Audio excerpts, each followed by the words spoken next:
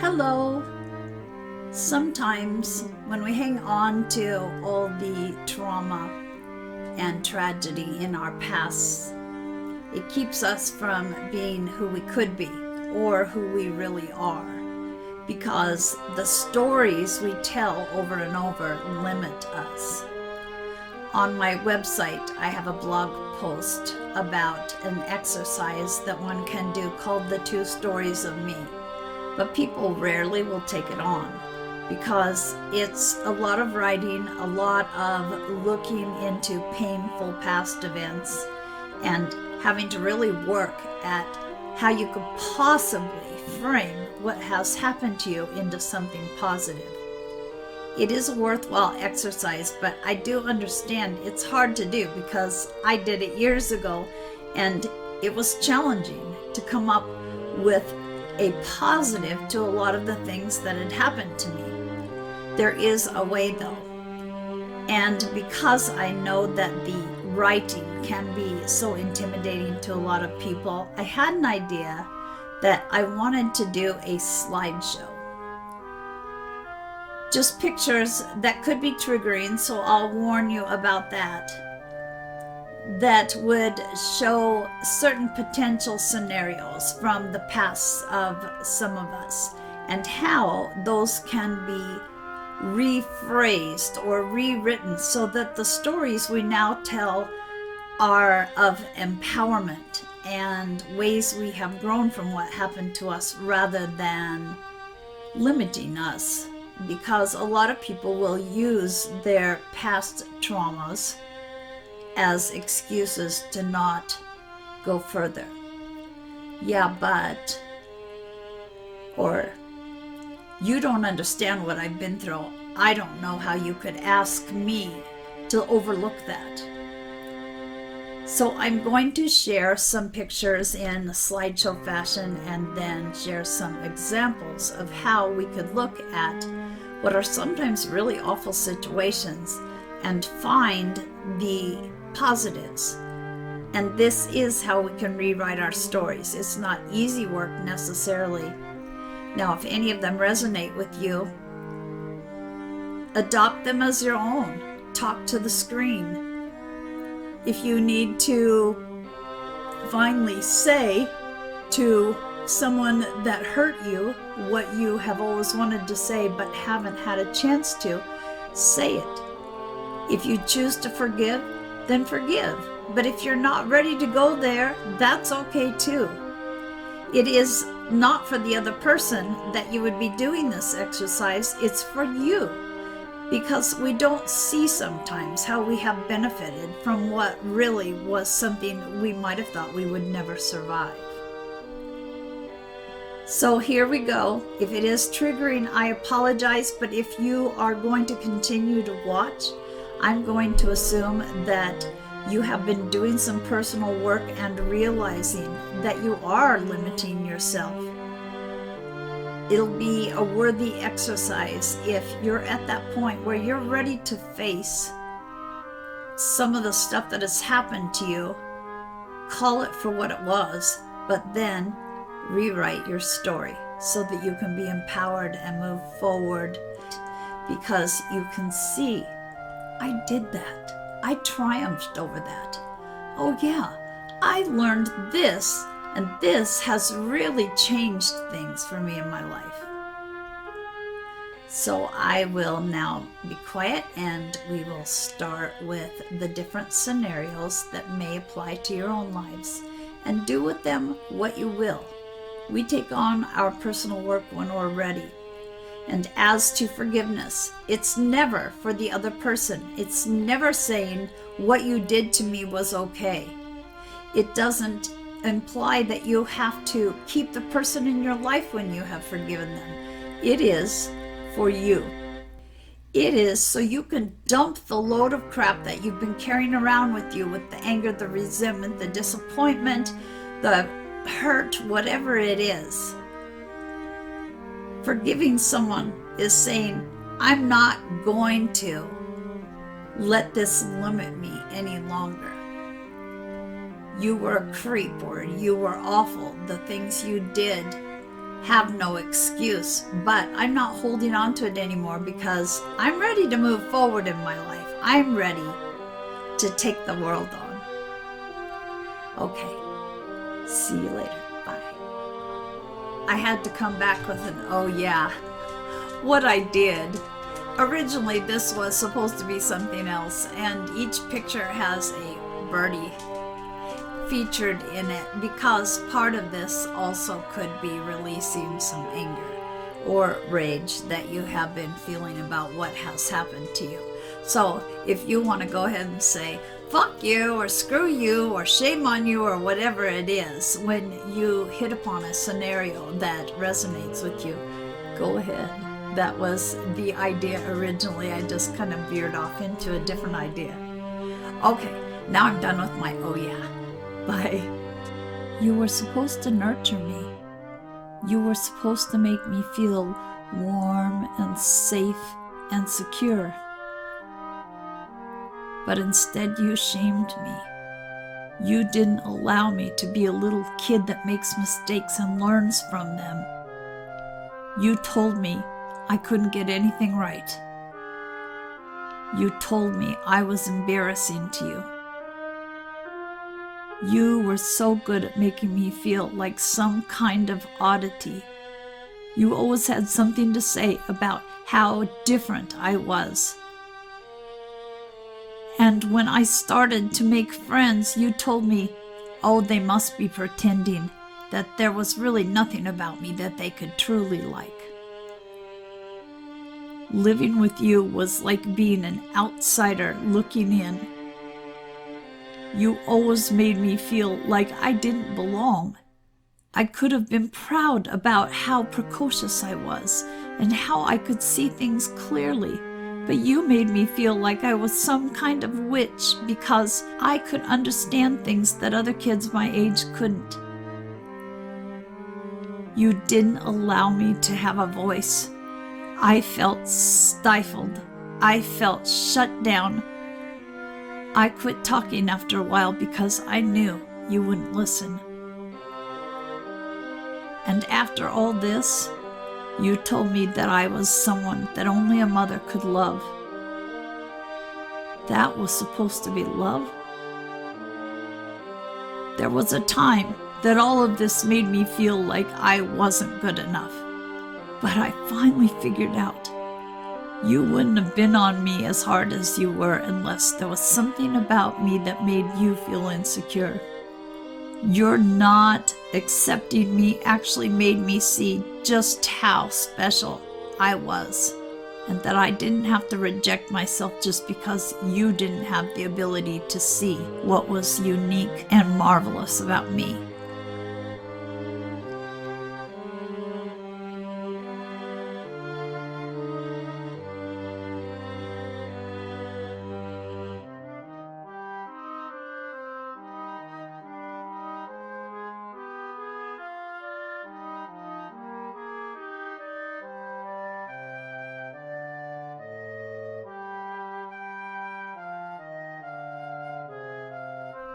I was afraid to go to bed, not because I was afraid to go to sleep, but because I was afraid of what would happen when I heard the door creak open.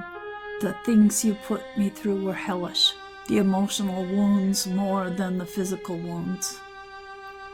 You made me keep secrets that no child should ever have to keep. And because I was always so afraid I might slip and tell someone, I was always alone. You would have treated a dog better than you treated me, and yet I had no place to go. My life with you was a nightmare. And because you did such a good job of brainwashing me and making me think everything was my fault, I grew up always feeling everything that happened in my life was because of something wrong with me. There was nothing wrong with me, and there was nothing that a child ever could have done to have deserved what happened. The hardest part has been finding compassion for myself. I did it though. I trust myself now. I know what's right or wrong. I know what happened shouldn't have happened. But boy, did I find out I am strong. If I can survive what I survived, I can make anything of this life that I choose to.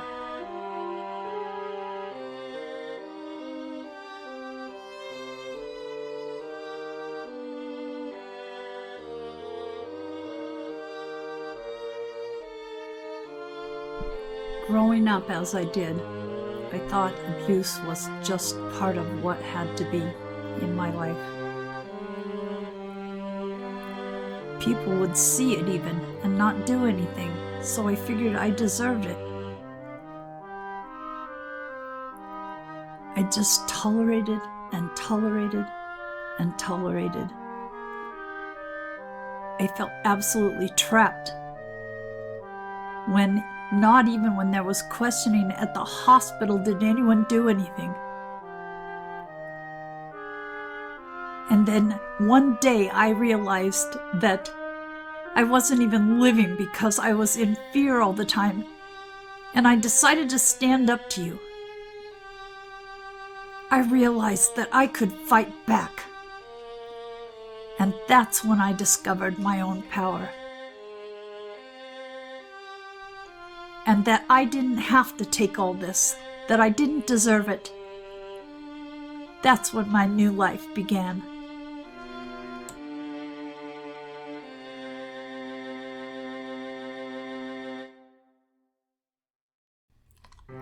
I grew up with fighting all around me, so it didn't seem like anything unusual or wrong that I got into a relationship with one person after another who was always screaming. Everything was a fight. I would scream back, but I felt like I was in some kind of prison. I started to realize something had to be wrong with this. I went back in my past and realized I was just following the example that had been set for me, and I could change it.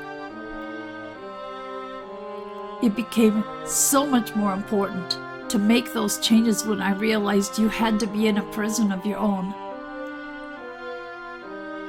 I didn't think I had it in me, but I left. I am proud of myself that I made the move, as hard as it was.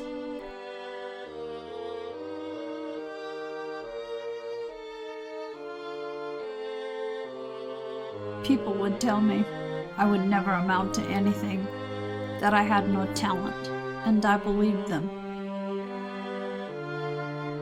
People told me there was no place for someone like me, and I believed them. People told me I'd never be able to be anything different than a lump on a couch. I began to hate my body, hate myself. I believed them. I thought no one would ever want me. Could not see any beauty in my aging face, my aging body. Thought I was done with life. Then I decided nothing's ever going to change unless I make it happen. I decided to make the changes. Not for anyone else. Not so other people would be kinder to me, but so that I could be kinder to me. I started to appreciate myself just as I was, and to see beauty where I hadn't been able to see it before. I decided to love myself.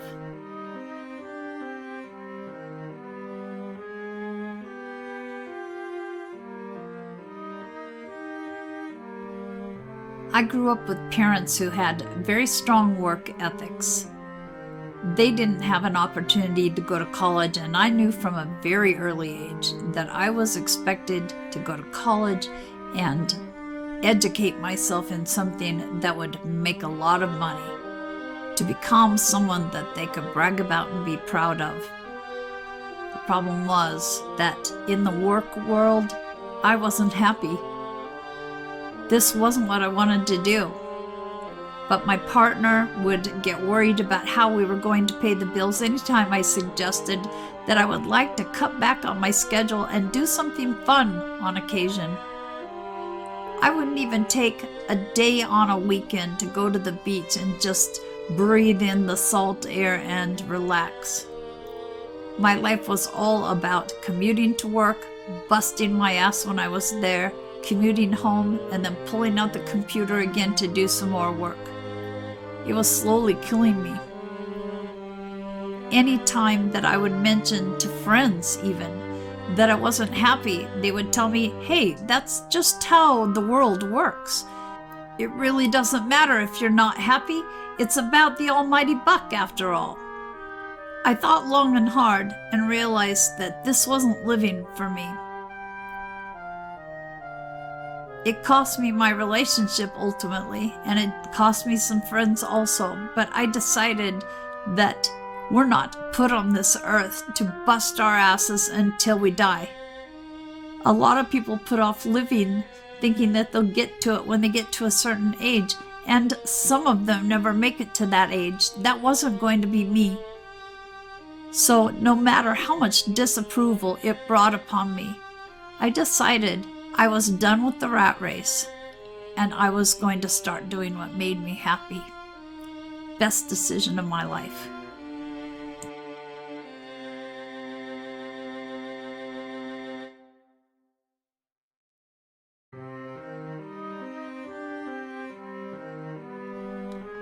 When I met you, I had given up on love, but you were so devoted, and I had no problem returning that devotion.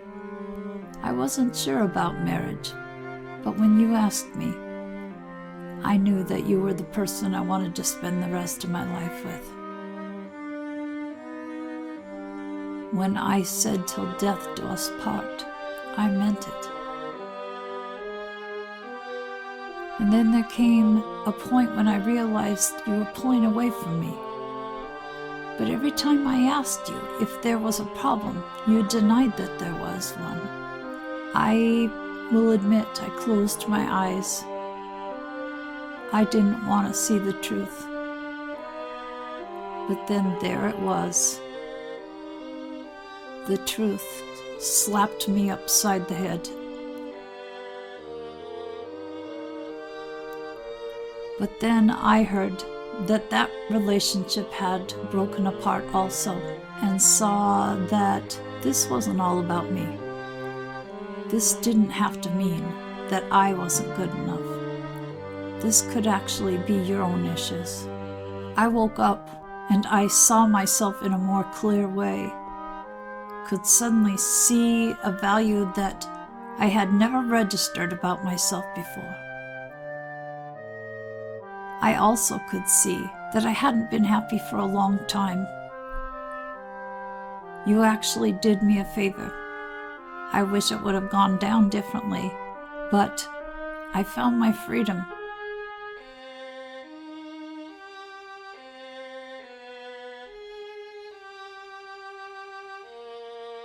From the time I was a very small child, I knew there was something different about me.